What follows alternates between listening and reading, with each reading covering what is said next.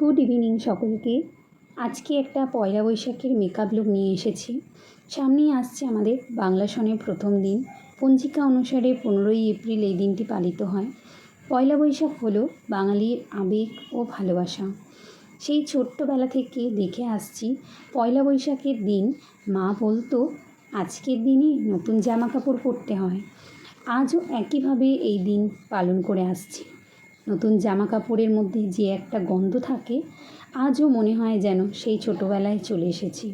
বাঙালি মেয়েদের শাড়ি আর ছেলেদের ধুতি পাঞ্জাবি ঐতিহ্যের প্রকাশ ঘটায়। তার সঙ্গে থাকে পরিবার বন্ধুদের সাথে নিয়ে গল্প, আড্ডা, গান, নাচ, আরও কত কী।